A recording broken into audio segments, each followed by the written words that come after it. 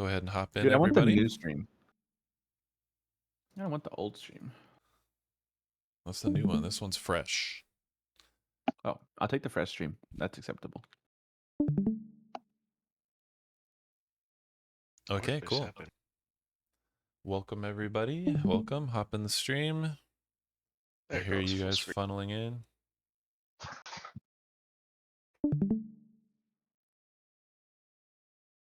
Good. Okay, so welcome to our first official PTRU of the next season. Just in general, I'm super excited to tackle it for a number of reasons. Number one, the raid looks sick, and not just visually, but I think mechanics-wise, it's going to be very fun. I think the raid team really did a fine job with this one, so I'm excited to get in there with you guys. The other thing is that we have a chance to pull out 3 CEs in a row and get like all the CEs from an expansion for basically the first time ever. So we're looking to be, I hope you guys are showing up hungry for knowledge, hungry to be ready and perform very well on raid nights. I think we'll need it because this is also looking to be much more difficult than this past year as well, just from the outset. And we'll see just, you know, how tuning lands, but most likely this is going to be a pretty difficult tier. So just be prepared for that. But anyway, let's just start going over the bosses. I want to kind of rapid fire go through it. I don't want to go much longer than a half hour total, so I'll try and keep it to about 10 minutes per boss. But, you know, if we're having good discussion and having a good time doing it, that's fine too. I don't want to truncate any discussion because I think that'll be hyper valuable. If you guys want to chat about the bosses now or have any questions. But let's just dig right in to this boss, the first one here, Plexus Sentinel. This boss is kind of like Loom'ithar if you raided back in Legion. It's going to basically teleport away, push us back, and then set up a like an obstacle course. And then some of the things that you do in this pre-phase like help with that obstacle course. So you like drop things in good spots so that they're like not in your way, is the basic premise of this boss. So let's give it a look here. And I'll just kind of explain mechanics as we see them. First boss, right? So not too complex, but there is some uniqueness to it.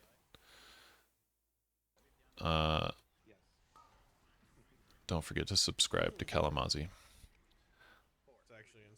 So he gets the first mechanic here. They're dropping him off on the sides, which I like.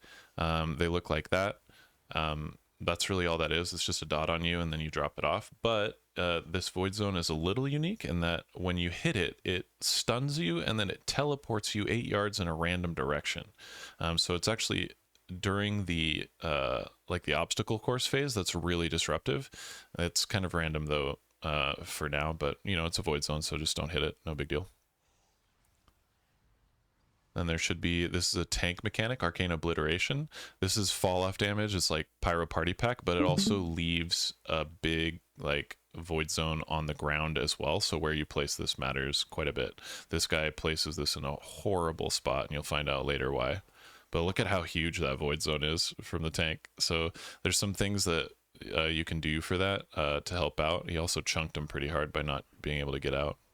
Okay, and the last mechanic is this soak here.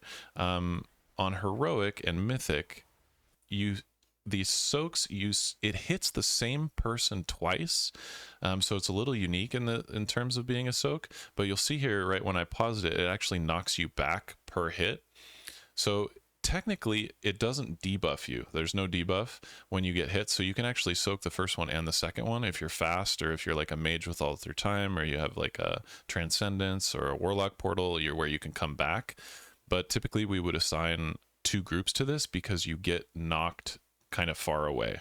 So so there'll be one group that goes in, like group 1 and 2 go in, soak, and then group 2 and 3 will go in and soak almost right after. It's like 1.5 seconds between the hits on this eradicating salvo. So here's the second hit right there. I'm just gonna back it up real quick so you guys can see that in succession again with the soak in real time. So boom, soak, boom. And it knocks you back quite a bit further on Mythic, so it's harder to get back. On Heroic, you could actually just put a Windrush totem and be in the middle of that soak, and you can actually make it back in to soak it twice. Just more of these teleport void zones. Nothing cray.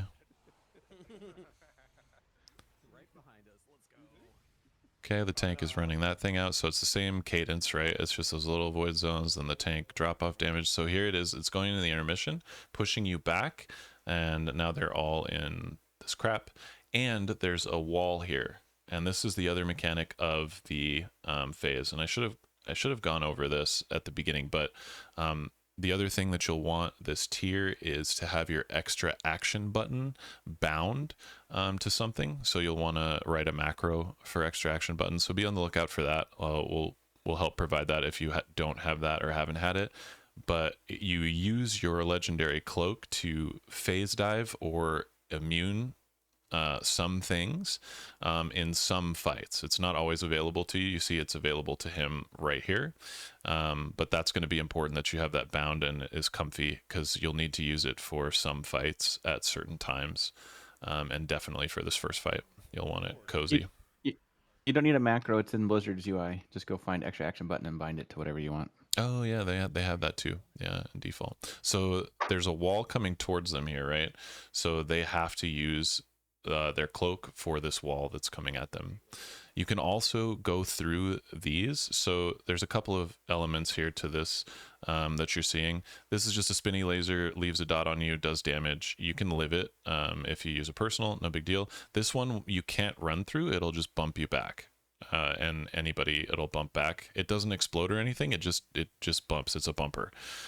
You can use the cloak through it. So if you want to get like really good value and you're stuck somewhere, you can use the cloak and go through. It dashes you forward in whatever direction you're facing. So you want to make sure you're facing the direction you want to go, and then use it. And you can go through like the bumper and the wall here, but he's just going to go around it and then go through the wall. So he used his cloak, and it's on a 15-second cooldown. So, and that's it. Then the boss is doing ramping damage on the raid, and it's a shield. Once you break the shield, the damage stops. So it puts this phase on a little bit of a timer, but it gets longer every time it happens. So that's basically that. It will just repeat that, and there's another section behind him. He's just going to push you back, and then he's going to teleport another section. So then you're going to have to run, instead of one section obstacle course, you're going to have to run two, and then it'll do it again. The boss enrages at 7-ish minutes, shortly after 7 minutes, and then it starts those walls that you saw. It just starts. It says it's like clean the. I don't know what it's called, like clean the area or whatever, and it just sends walls in increasing fashion. So the walls just keep coming faster and faster, and that's the enrage. I think it's really cool.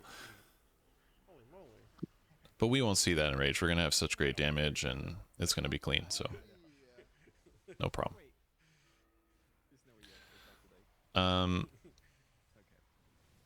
So some ideas about this fight as far as strats, because there's basically 3 mechanics, and then, you know, the obstacle course, right? Just make sure that you have your extra action button bound somewhere comfy. As far as, like, planning is concerned, what I'd like to try, and I didn't see anybody doing this in PTR, if my tanker dogs are here, is with that void zone, actually using the cloak. So we'll tank like on the other end. They were tanking over here, what you saw in the video. But I think we tank on this end, and then cloak through the wall that's back here, and then drop puddles out here, because this play space we don't use at all. You will be on a 15-second cooldown when you do that, so you can wait and then 15-second, you know, come back, or you can actually, tanks can live this. They can go through this wall if they just pop a little something. So I'd like to try that on the outset, and I think that'll help get that cleaner. And then when he Remind me how long we have when we pop the cloak, or is it just like a one-time use through the wall? Yeah, it just goes through the wall. It phase dives you forward. Let me see if I can grab that clip again. Okay, Okay, so here's this. You can watch him do it. Wait. I'm bad. Okay, here we go. So he uses it, and then it puts him about, I don't know what, Oh, 10 yards forward.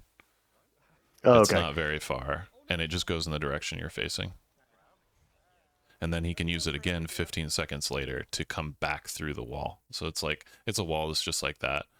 Well, it looks like he just used it like back to back right there. I don't think so. No? That shouldn't be possible. I'm not sure what you saw. So use it Okay, there. so there's one.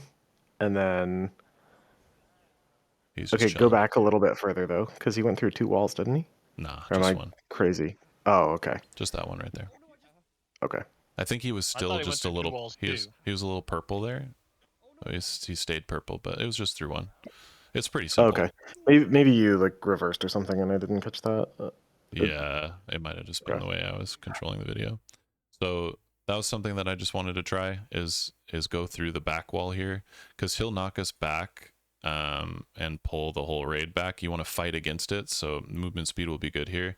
I think Warlock Gate, like from the back side here, would probably be really good to just get us going forward a little bit faster every time that we go back. And then what happens is then he moves up here, right? And so then we do the obstacle course. And then it doesn't actually section us off here. It actually stays here. So now we've got twice the play space. But I think we basically run it the same way that we ran the other one. So you would just run and drop off the tank bombs on the edge here. You want to try and leave this middle lane open is basically the way of doing that. And then if we get more of these void zones, DPS can drop these off at the side, right? Again. And then he just teleports over here, pushes us back, and then we run the whole thing again. So pretty simple, just in general, but there are a couple of things that you want to try, and you just want to make sure. You'll just have to have your legendary cloak. Make sure you do that quest at the beginning, because this first boss will own you if you don't have it. And then just have an extra action button so you can make it through the walls, and then you're in good shape. On Mythic, it does knock you back a little bit further, and there is a sorry for the, I guess this is kind of like a flashbang. On Mythic, there is an ad, and it's during the phase where you're doing the intermission or the obstacle course, and there should be 2 ads on the way to the boss. They are like grippable. So what some groups were doing were they were actually like running from the first one to the second one and then just gripping the first one up to the second one so they can cleave them both, but they are pretty low HP. It's just DPS needs to be aware that they're there, and hit them with some dots and some instants on the way there, because they just spam cast an AoE spell on the raid, so if they're allowed to continue to go off, that's a problem. But that's really all there is there in Mythic as well. So just get the soaks, take the tank bomb as far out as you can to the side, and then just do the obstacle course, and this boss goes down. Pretty simple. Anything more we want to say on that before we move on to the next guy? What is the soak called again? Eradication something? Eradicating salvo? Yeah, eradicating salvo, yeah. Okay. This is just the dungeon journal, by the way. I took notes on basically everything and how to handle it here, in terms of what I've seen from PTR, and some questions that I have about it. If this would be helpful to you guys, let me know. I can link this and share this with you guys if you find this helpful. I just put it in this format so it's like searchable. You can search for the mechanic that you're looking for. So yeah. Okay. Nothing more about this boy?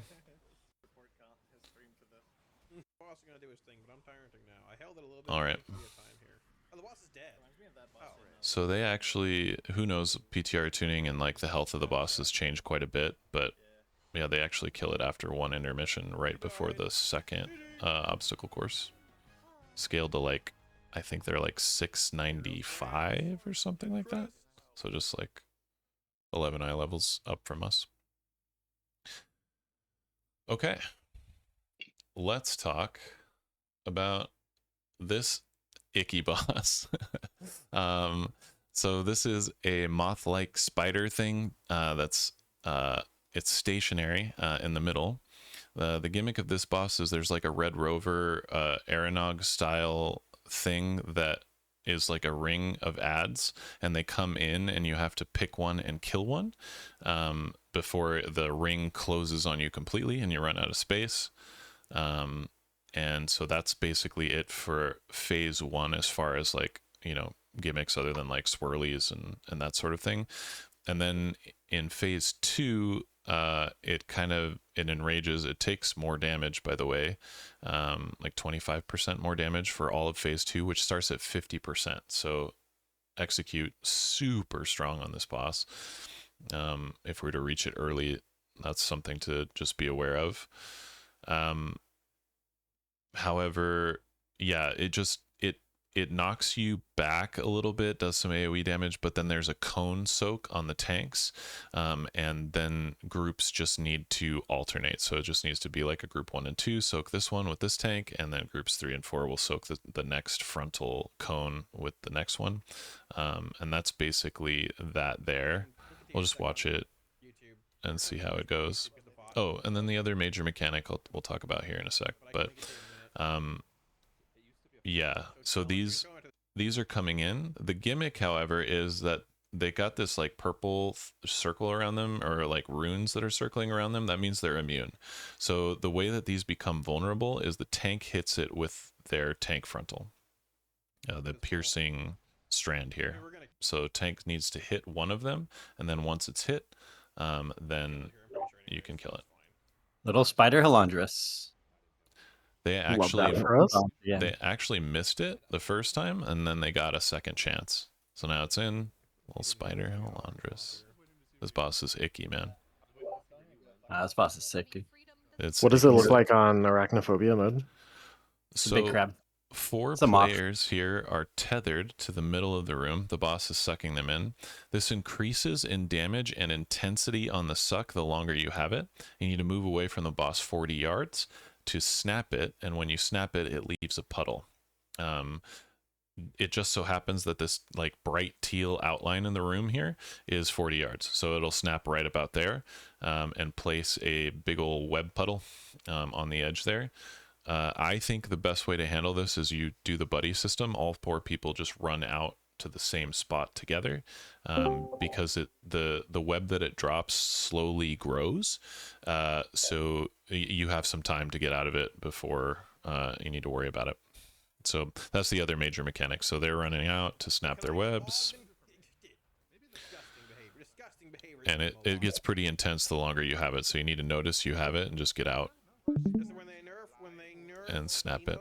By the way, this layer weaving or these ads, it's cool on Mythic. There's one that spawns here, and then he spawns a second layer weaving, another ring behind that, and it's alternating. So the ad would be like here, here, and here, and so the tanks will get back-to-back frontals where the tanks need to taunt during the frontal, and then shoot one, and then shoot one from the second, like from the close ring, and then shoot another one from the second ring to make it vulnerable, and it makes like a little diagonal path for us out, and we can hit those, and it becomes vulnerable.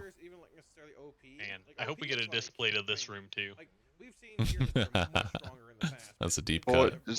does the puddle do a bunch of damage, or should you just be breaking in the puddle every single time? That's a great question. So I think you can. It doesn't do like a ton of damage. It makes you vulnerable to arcane damage. So you take 500% more arcane damage, and the boss is pulsing that in the last phase. So I think it becomes relevant later.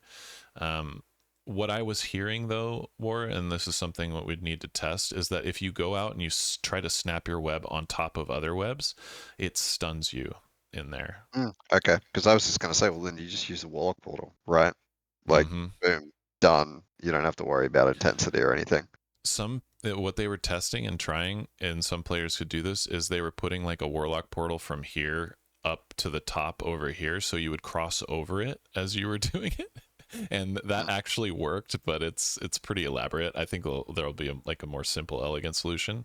But if you can break stuns and you're kind of tanky, like yourself, you could totally just go in there and break it and save some space. And I think that's a good play if you Dude, can you're do gonna it. make War blush saying that.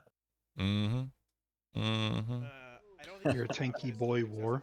Tanky and you can break stuns. You're kind of like a hero. He's already got to kill this and a glow weak aura for this. I think he's testing Liquid's weak auras in PTR for them. Okay, so then this is the other one. This is just like Bloodbound Horror. You just run out together. So, you know, if I'm on top of it, I'd say group up and then like, you know, ping a spot that we're going to go to. And we just want to group up out here. It's going to pulse damage to us as we're running out a little bit. And then it's going to hit with like a big hit here. And then swirlies. And then you just run back in. That's a great spot for like an AMZ or any puddle drops that you have right there. Not tuned very highly on PTR, but I think it might become relevant. Game Z bus. So the other thing is that on Mythic, just so that you guys are aware, you see this like candle thing. I'll actually, let me go over here.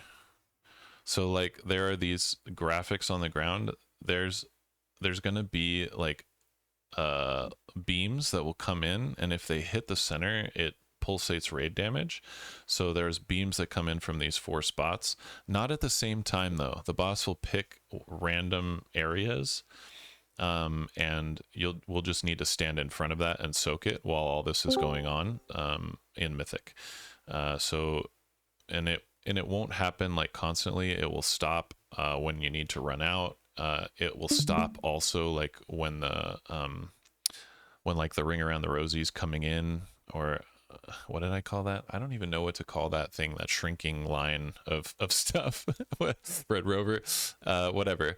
Anyways, it comes in, we kill it, you can run out, but those beams will happen. So probably what we'll do is we'll assign like groups of 2 or 3 to soak in, like, you know, either square, or you'll be assigned to a circle.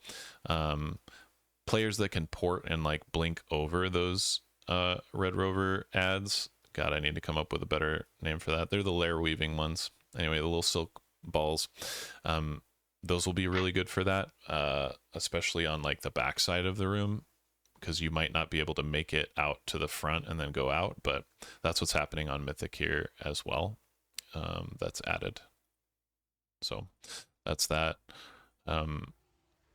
So once the boss hits 50%, it gets gross.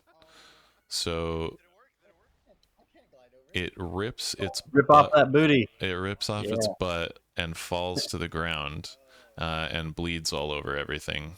Arcane blood, you know, like a Pepto-Bismol looking sort of like shower. So what's up, Void? So now he's taken 25% increased damage. I think it's 25. Let me see. No, That's it? This is the other boss. Oh, what's up? It's Muck. So yeah. Muck came for the butts. Yep. So Unbound Rage here, yeah, takes 25% increased damage. From 50% to 0, that's an insane increase. So it's vulnerable without its abdomen. When I was watching Max's stream, he said it removes its ass. I'm not kidding. Okay, so this is the frontal. We'll need to cycle players in on this, and it does quite a little bit of burst damage on the players that are in there. They didn't quite soak it right there. And then he does this Arcane Outrage. It's pulsing and pushing you back as well. So being grouped, like grouping up after the frontal, I think will be really important, especially for healing. However, on Mythic, you can't. When it pushes you back, it gives you a little 4-yard circle, and so the group has to spread. And that's the only difference really in the last phase on Mythic. So originally, so after Arcane Outrage, which is the one that pushes you back and pulses damage, we're doing another frontal, right? And we're just going to cycle groups 1 and 2. It's just a 2-group cycle. It'll drop your vulnerability buff after, you know, if you do every other one, that's fine.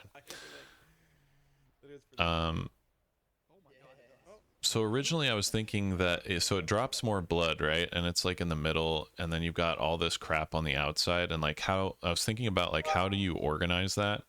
You just basically kill the boss from here, right? You just try to live through all the frontals and the pulsing damage, and you're good to go. I think ideally we save lust for that 25% and below. However, on Mythic, that it's so chaotic with the soaking of beams that it might just be worth it for Prog to push through that section faster, just so that we can get to this part, because this part is much more, I don't know, it's less hectic, and it's a lot, it's not as easy for players to die. So there's just something to be said there for either holding lust or not. I'm not sure how we're going to do that. But as far as like drop plans, what I was thinking was originally is that we would just not drop on these candelabra looking things with the snaps. And then that would leave a lane open, and then we could actually just move the boss over, and then we could just basically move from corner to corner. However, because this one in the middle drops and expands, like it doesn't start this big, but it expands to about this big and stops. It won't continue to expand forever. It stops about here. So that leaves lanes. But what you can do is kind of just leave the boss, like while it's smaller, you can just leave the boss in it, and like even melee can still hit it, and then it can drop even its second one here, and I think that's pretty good. And so what you'll see is they just kind of creep around and keep the boss in its own filth, and then the raid just kind of moves around you know, with it, like suchly. So like it would end up looking kind of like this, and then, you know, the boss would drop around here, and then you keep it here, and then the boss would drop here, and then we just move the boss and kind of just move around like that. Cone position would have to be a little bit scary, right? Because like there's not a lot of places that you can go, especially like if you imagine on this one, this cone, if it's like right here, like where does the group go? So like tanks just being aware of that, and like maybe rotating it just a little bit away. You know, you don't need to be spread in there, but give the raid some space if they're not soaking to just be out, and this is enough for everybody to soak in. So just something to be a little bit aware of. It gets a little hectic, especially when the boss is pushing back and you need to be spread.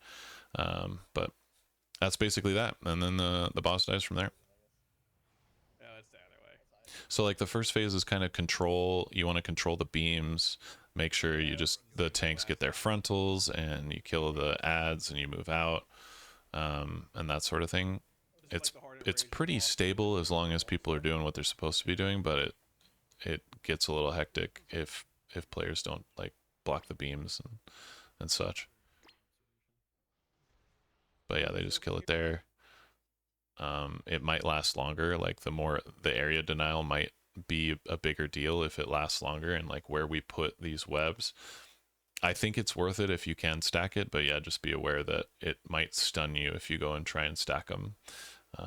But I think the buddy system will help conserve a lot of space if we just run out together. And when it tethers 4 people at a time and you just run out together, you'll all want to do that anyway. So I think that makes sense. And we might have safe areas. I don't know if it's that important to have those, like the safe areas that I was talking about, but it is what it is. All right. Anything else on that boss that removes its abdomen before we move on to the next one? Ooga So much booga. boss blood. And I think we'll do one more. Yeah, these are relatively simple. There might be some strategies that make it easier that'll come out later, but these are just some how I'm thinking about it right now. But since they're early bosses, we don't need to make it too complex. We just need to play it out. Okay, so next one is the Soulbinder here. This is kind of what this reminds me of is like the devs like trying to get Mythic Plus into Raid. So there are ads, and there's 3 different types of ads that do different mechanics.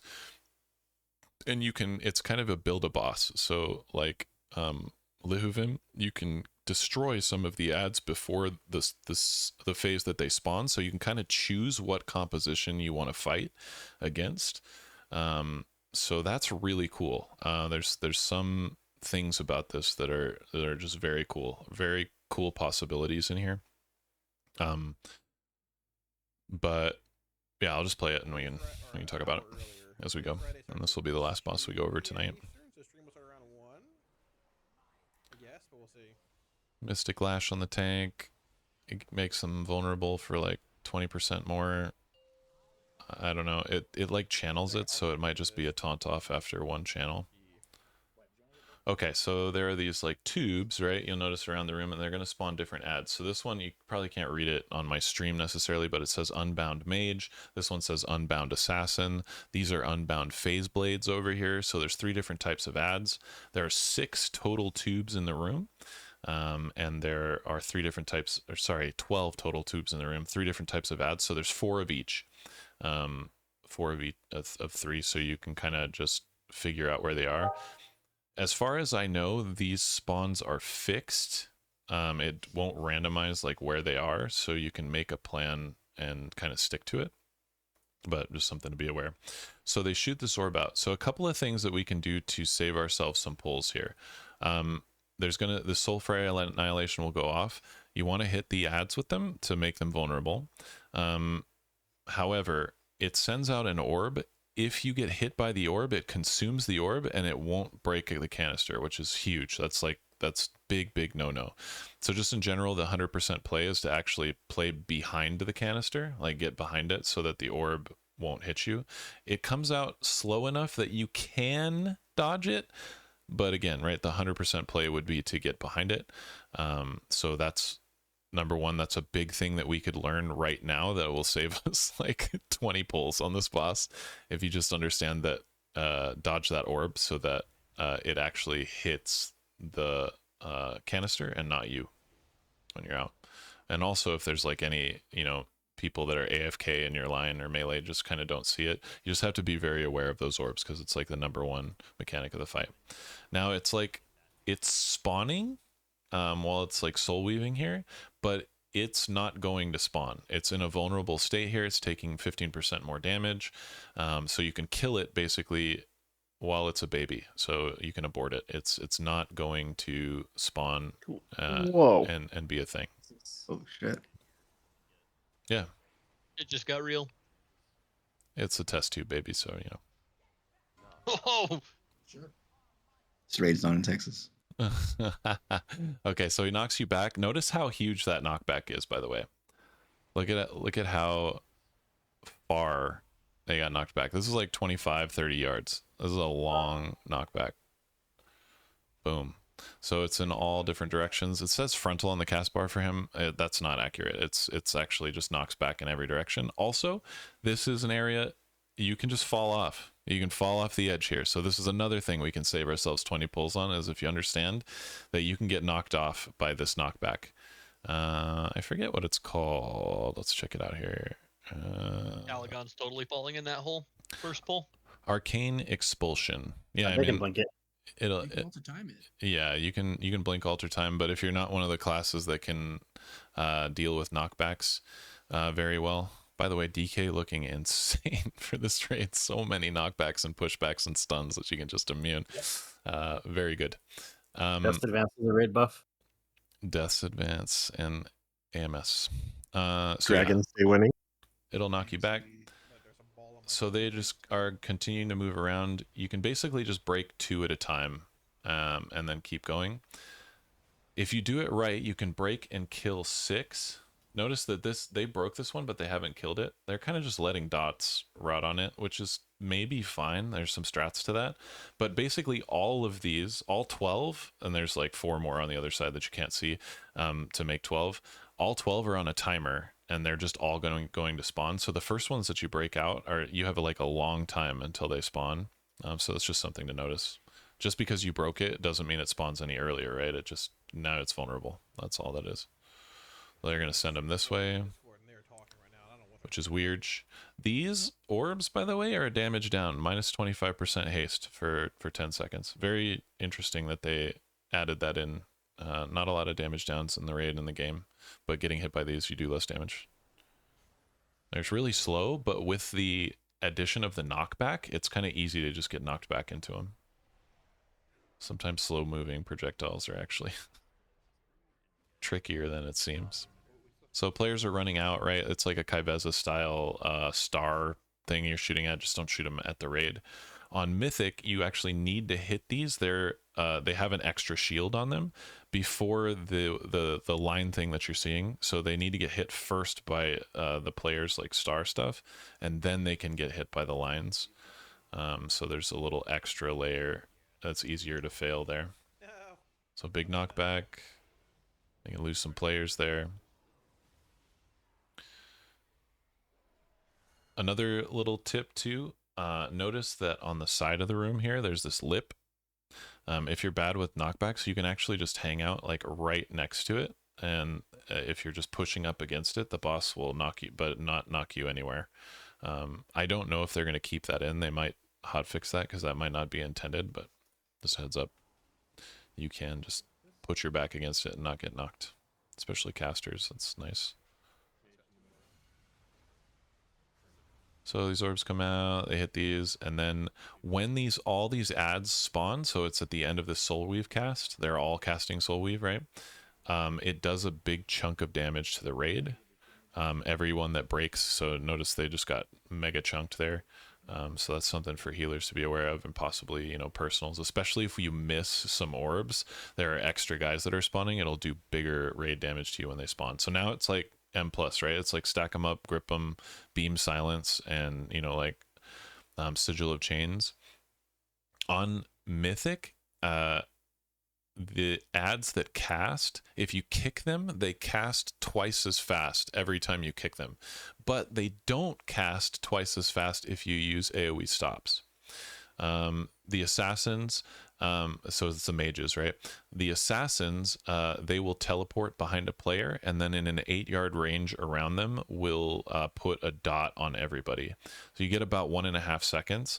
So you kind of want to be a little pre-spread, and then if you get it, especially in melee, you want to like run out and not cleave the whole melee squad with that if the assassins hit you with that.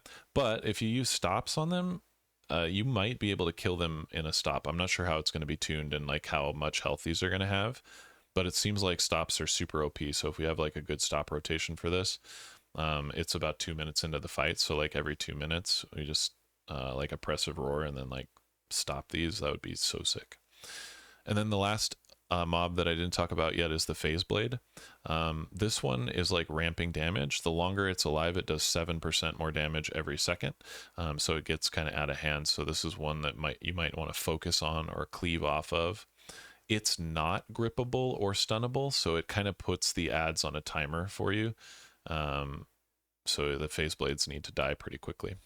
But they elected to do 3 assassins, 1 mage, 1 Phase Blade. There are 2 mages, 1 Phase Blade. On heroic, these died really quickly, but don't pay much attention to that. All of this health may change. They may not die nearly that quick when we get to it. Who knows? So they got knocked back. He knocked back into the orb. He's slowed. He's got damage down, so he's got 25% less haste. He's hating his life. And so that sets up, again, the other major mechanic on Mythic that they were playing around with that I didn't mention here is that during the knockback, also, by the way, this is bugged. The ads should have spawned again, but they just didn't on PTR. But it just spawns again, and you just go again, basically. On the knockback is what I was saying.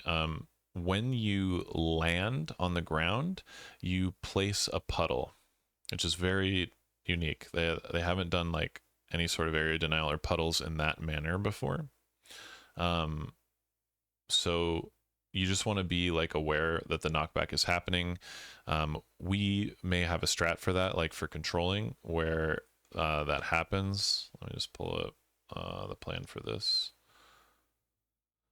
So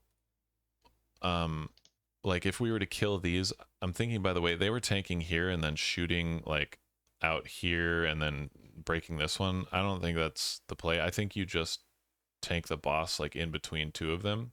If you get targeted, you run behind, right? And then it's already in position to cleave these down. About 10 seconds after you break the adds out, it will do a knockback. And if we were to leave puddles, I think if we like stack somewhere like here and we get knocked back here and we just drop puddles, you know, in this area, this is kind of outside of the play space, that would be fine. Something else they were figuring out as well is they can cheese that. Like right after they break them out, they went over here. And if you cheese the lip either here or like here, you actually just leave a puddle like as a raid, like a bunch of stacked puddles as a raid right here. If you blink back or you charge back to the boss or you whatever, you're gonna, instead of leaving a puddle in a nice place where you dropped it, you're gonna leave some around the boss. It's wherever you end after the knockback.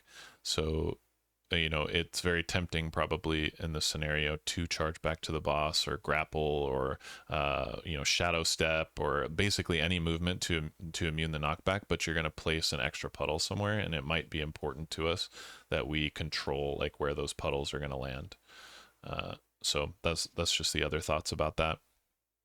I think what's going to happen since we break 6, right, is what we would do is we would break here, you know, and then kill these, drop puddles over here, then swap over here, you know, do the same thing, kill these, and then get knocked back, drop more puddles, you know, and then we're just kind of making a mess of this area. And then we go back over here, we would kill these, maybe, you know, we could actually choose whatever of 2 of these 4 that we want to kill, depending on what composition we want to deal with. But let's say we do that. We kill these ones, then you can imagine that all 6 of these are there. We maybe get knocked back again, like over here. We might use the, you know, cheese on the wall, so we'll place puddles over here, and then the adds will spawn, and then we can pull them like the boss over here and play in this like super clean space, and then, you know, kill all the adds in this clean space, and then reset, I think, is maybe how it might happen. We might just like reset and go back and do it again. That might depend, right? So like in this example, that'd be what, two mages, 2 assassins, 2 phase blades. So that might be perfect in this scenario. I know that the order and this placement is different on Mythic, and I'm not sure exactly how that's going to be. And then I also don't know, because we haven't seen far enough, I don't know if the adds like the second time they spawn after you do the Mythic Plus like cleave them down and stop phase, if they're in the same spots, like the same spawns, or if that changes up. So there's some questions there to be answered that will change the strat about it, but it's actually really cool. It's a really cool fight in terms of how it's set up. If it's tuned fairly difficultly, there's a lot of ways that you can min-max it and kind of pick and choose how you want to do the fight. So yeah, there's a lot of options here. So I'm excited to try and figure it out and figure out what works best for our team with these adds.